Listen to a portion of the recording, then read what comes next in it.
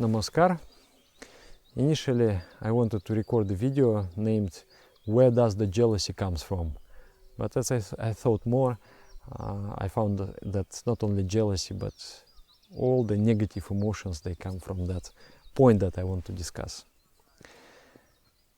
And in this video I want to talk also whether a spiritual person, the person who does spiritual practices, whether he is or she is guaranteed from not having negative emotions, or can a spiritualist be angry, be jealous, greedy, attached, proud, etc.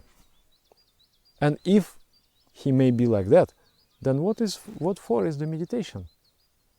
If after 40 years of meditation I may become jealous, toxic person, then what for I will do meditation?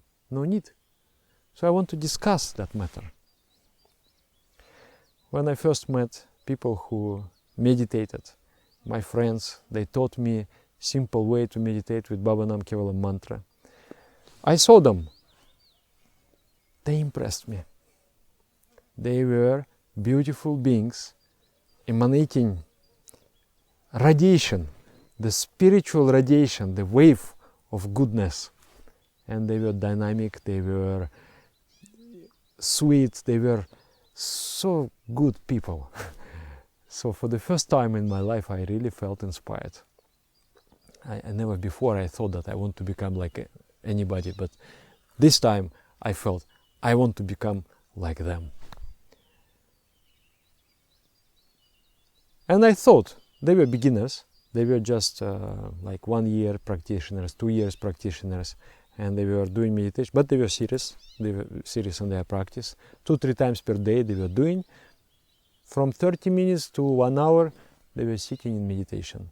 So that routine created that energy about them.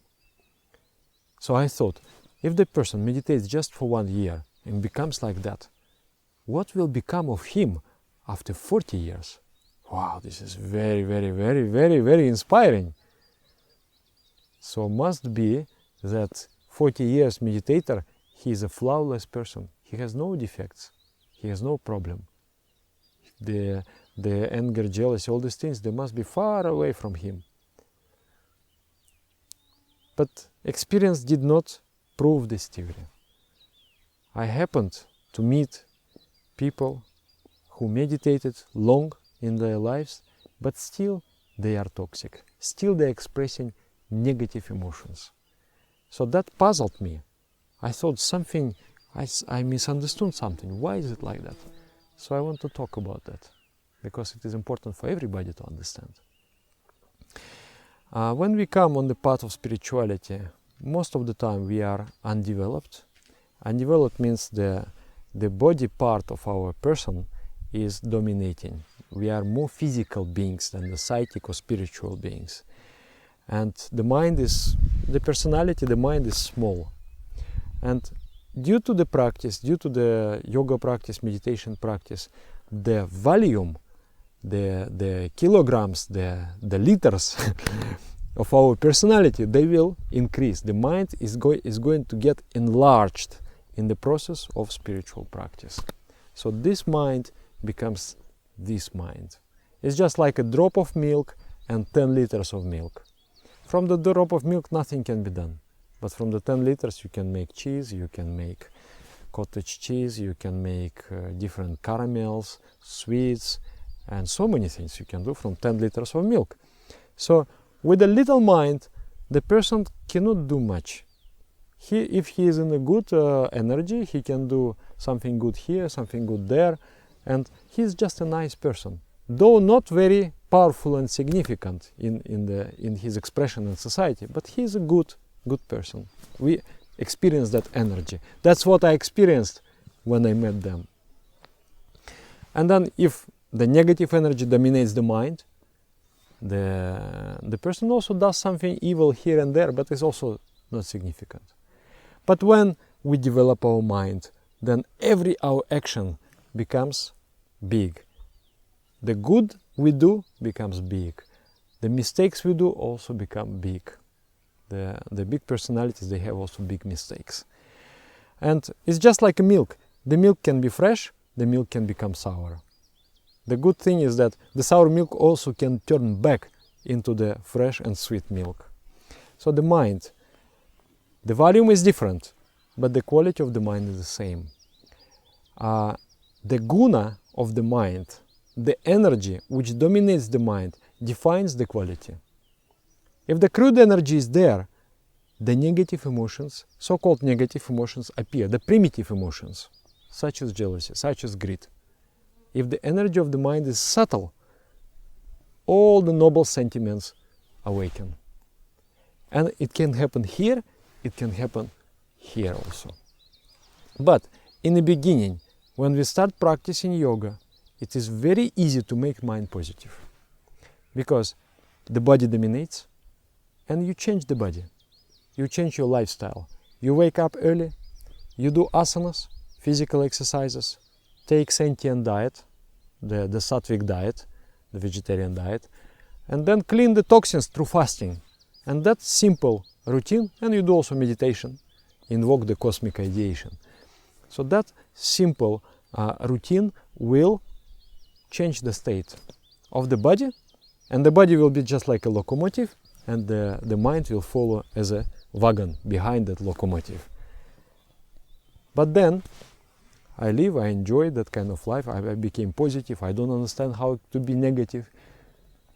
But the personality will enlarge, the mind will enlarge, and as I grow, the mind starts to dominate over the body. So now what I do with the body is not as important as it used to be. So now I have to do something more. And as I move forward, what I have to do becomes more and more important. That is why it is said, Utishtata, Jagrata, Prapya, Varani Badhata, Kshurasya Dhara, Nishit Duratya, Durgam Patastatka Vayodanti. It means, wake up, search for realized teacher. The spiritual path is difficult. It is as sharp as a razor's edge. It is difficult to walk upon. First time when I read it, I thought, why is that so? Spiritual path is just do meditation. Nothing difficult. I mean, some discipline is there, but it's nothing impossible as it is described here in this verse. But then as you move on the spiritual path, you understand that the higher you climb, the more dangerous is the fall. So the foundation of life, of the spiritual life, is the moral principles of Dhamma and Niyama. And if you build the house of one store, you need to have somewhat strong foundation.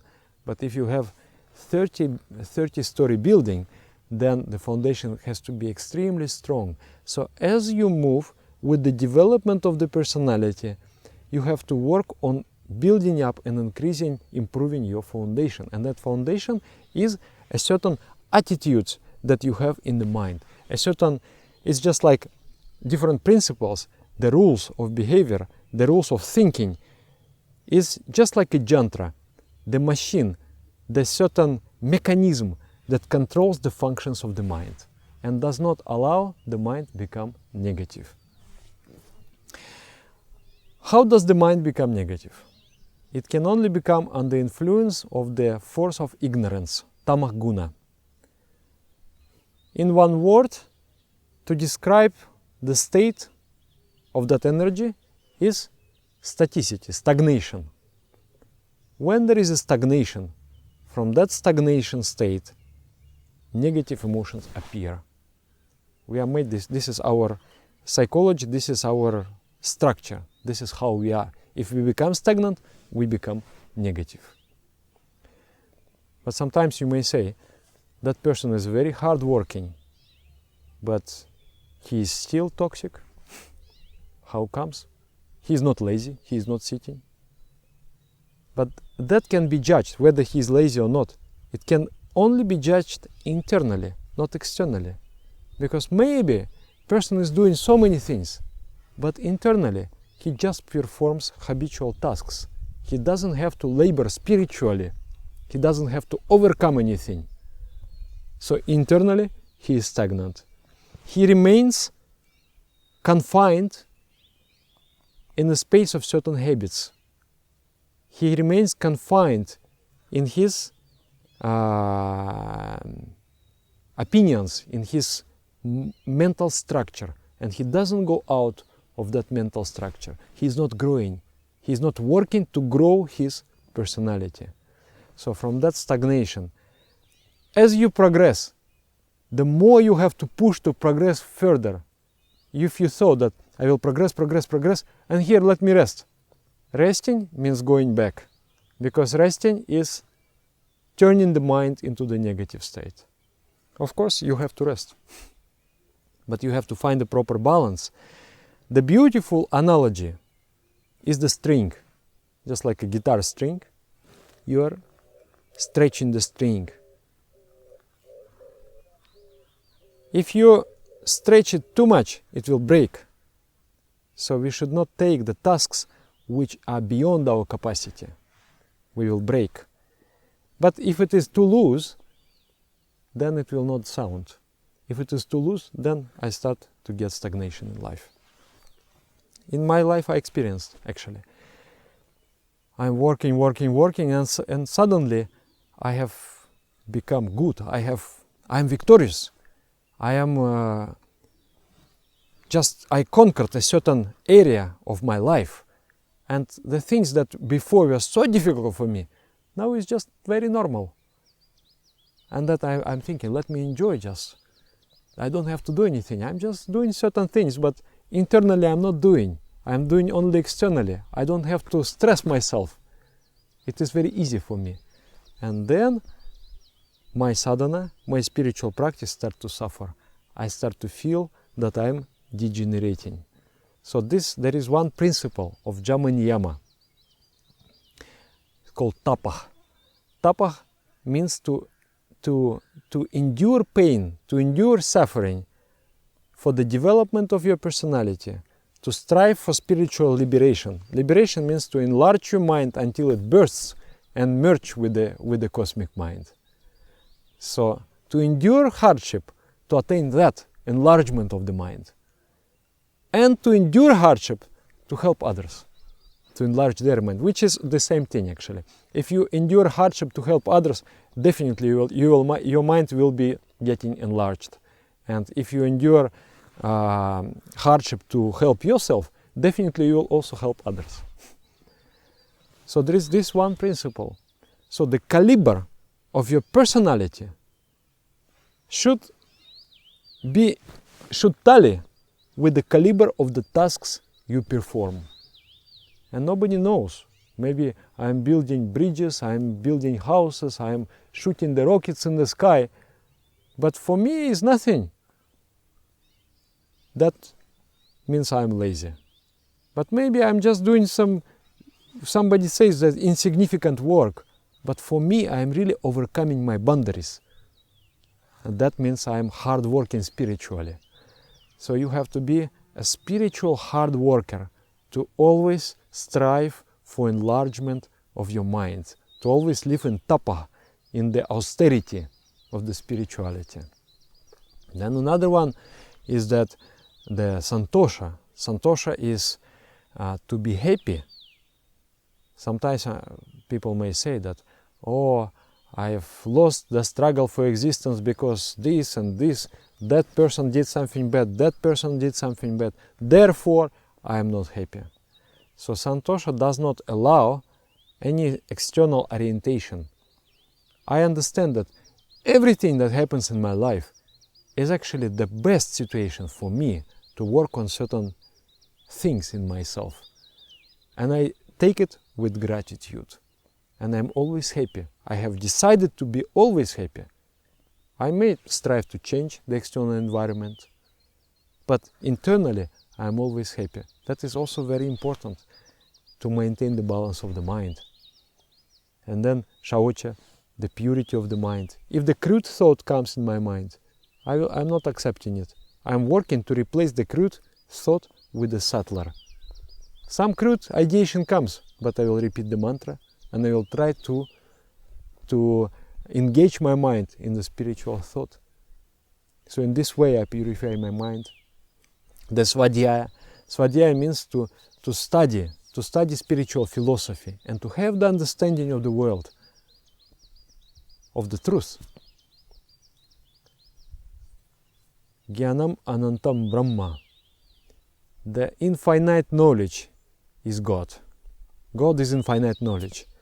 By knowing different pieces of knowledge, I am getting better and better picture of God Himself. By knowing what is right and what is wrong, and trying to deeply understand the psychology, the action, the life, I follow the Svadhyaya principle. And then if I have a proper view of the world, in that case, even though I may experience negative emotions, I will not give in to those negative emotions. I will still behave very decently, and I will still be moving ahead towards spirituality, not falling down, degrading. Then another factor is the samskara. Samskara is the reaction to the past actions. But if my mind is controlled with the machine, with the set of the rules of Jama and Niyama, even the negative samskara comes, awakening negative emotions in me, it will not go further. You know, the samskara is compared with a seed. There is a seed. For example, I slapped someone. I slapped, and then I created the seed of reaction. So for me to get rid of it, of course not so simple, but I'm in a simplistic way I'm explaining, I also need to get, or some other way to experience that pain. So when I get, it doesn't end there. I will be angry and I will retaliate. And I will slap 2, 3, 4, 5 times. So instead of one seed, I'm experiencing the reaction of my past action, and it makes me mad. I become irrational. In that state of irrationality, I am causing more harm. And I'm planting another seed for the future requital. The person who is in the positive state, who is in sattva guna, in the state of goodness, he may experience something, but it will end there. It will not go further, because he will act in a rational way. If he needs to discipline somebody, if he needs to punish somebody, he will have to punish, but he will have to do it in a balanced state of mind, not out of anger, not out of any imbalanced emotion. He will act as a rational being, so he will not plant more seeds for the further requital. And this is called Daktha Bija. Daktha Bija means the person who is burnt seed. The seed does not grow. I only eat the seed, but I don't get the seed and seed and seed. The new plants are coming. It's over. My samskara is over there. So Jama Niyama is very important for that. Train our mind in Jama Niyama so that we don't plant further seed of destruction. And very important to push yourself forward. When our master, he was in a physical form, he was putting a great pressure on his disciples, because he knew now the personality has developed. Now the tantric, the tantrika has become, large mind. So that person, he has to work very hard. If he doesn't work very hard, he may become negative. So Guru pushed the disciples to do many different things. At one occasion, he said that, you have to open 20 schools, the village schools in India. So the disciple, okay, this is the order of the Guru, I must do. Just like a bullet, he came out of the house of the Guru and started to work. Within 1 month, he opened 18. Then he came to report, and he said, a little bit proud, he said, I did 18 schools. Then Guru said, what? You promised 20 and you didn't do? You nonsense, only eating and sleeping. in this way he scolded him. So he felt a little bit hurt, and he said, "You go and meditate now." Then he sat for meditation, and there in that meditation he got a beautiful spiritual experience. So Guru brought him into that. He utilized the maximum. He knew exactly what is his string. He knew how to stretch the string in such a way that it gives beautiful sound. So the mind has become in that completely sentient. There is no negative thought, because as you are pushing to enlarge your personality, as you are pushing forward to perform the tasks that you have been given, you have no scope for any negativity. You become extremely positive, and you become a conduit for the cosmic energy which is flowing through you, the cosmic grace which is flowing through you. And in that way, the person becoming extremely sentient. In that way, he is able to receive the cosmic energy. So that is the greatest art of life, is how to know your inner, am I trying hard enough? Am I trying hard enough? Am I trying hard enough? And it is only you who can measure. Nobody can measure, because we are different. Somebody this much, somebody this much, somebody that much. And externally we are all the same, but internally we are different. So it doesn't matter what I do externally. Maybe other people will applaud me, other people will say, "Oh, you are good, you are great." But myself, I know I haven't worked hard enough. I didn't deserve. I should. So that is the key to maintain the positivity of the mind. And as you go further, it becomes more and more important. I just want to encourage you once again to look into the principles of Dhamma and Niyama, study them and practice them and love them, those principles, and understand how they work. This is the greatest benefit of spirituality. And also I just remember one song, it says there, "I love you for the fast running of my soul. The deer," you know the deer, the animal with the horns, "the deer of my soul has been running very fast. It has not been stopping for a moment. This rein, you know, how you call it? The thing that you rule the horse with. This rein has always been tight. It has never been loose. I have always, you know, the pull was always strong. I was never lazy. I was never resting. I was always moving with inspiration towards the great goal. And, oh Lord, oh the Supreme Entity, I love you for the fast run of my heart. My heart is running towards you, and I love it. I love that effort that I am making, because that very effort makes me alive, makes me positive." So thank you very much. Namaskar.